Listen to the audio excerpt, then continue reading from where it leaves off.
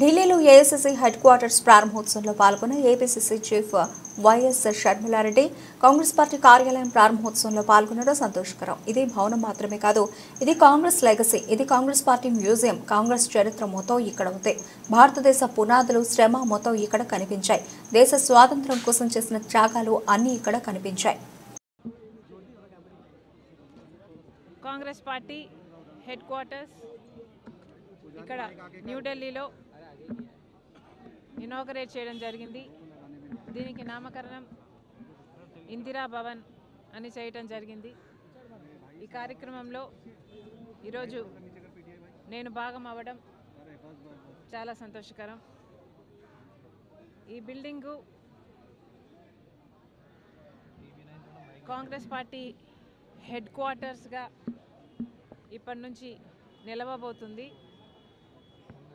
ఇది ఒక బిల్డింగ్ మాత్రమే కాదు, ఇటుకలతో కట్టింది కాదు అని ఈ బిల్డింగ్ లోపల చూస్తే ఎవరికైనా అర్థమవుతుంది. దీని లోపల కాంగ్రెస్ లెగసీని అంతా ఎంత వివరంగా దృశ్యాలతో చూపించగలరో అద్భుతంగా అందంగా చేయటం జరిగింది. ఇది కాంగ్రెస్ పార్టీ మ్యూజియం అని కూడా అనొచ్చేమో, అంత అద్భుతంగా చరిత్రనంతా, కాంగ్రెస్ పార్టీ చరిత్రనంతా దీంట్లో పొందుపరచడం జరిగింది. అసలు లోపల భాగం చూస్తే ఎంత దేశ స్వతంత్రం దగ్గర నుంచి, స్వాతంత్ర పోరాటం దగ్గర నుంచి, దేశం పునాదులు, భారతదేశ పునాదులు వేయడం దగ్గర నుంచి ఇప్పటి వరకు కాంగ్రెస్ పార్టీ నాయకులు ఎంత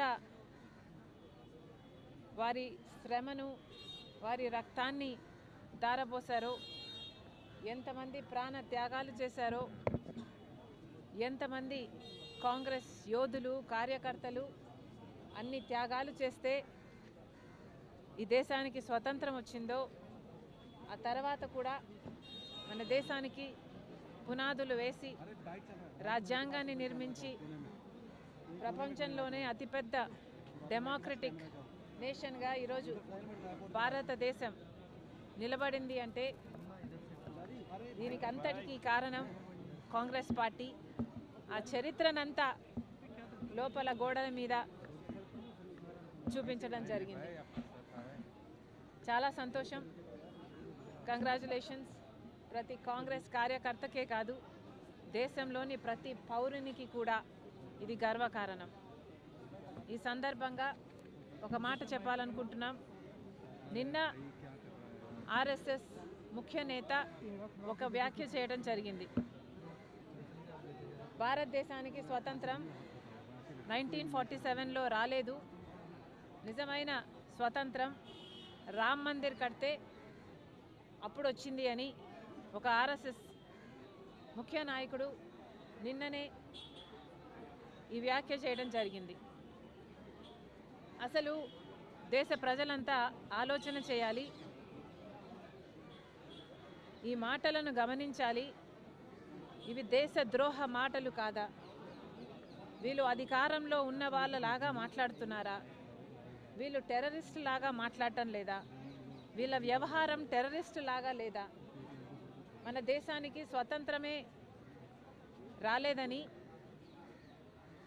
1947లో లాంటి వ్యాఖ్యలు చేస్తున్నారు. రామ్ మందిర్ కట్టినప్పుడే స్వతంత్రం వచ్చింది అని మాట్లాడుతున్నారంటే వీళ్ళ విజ్ఞత, వీళ్ళ ఆలోచన తీరు ఎలా ఉందో ప్రజలు గమనించాలి. నిజంగానే ఆర్ఎస్ఎస్ కానీ బీజేపీ వాళ్ళు కానీ స్వాతంత్రం కోసం పోరాటం చేసింది లేదు.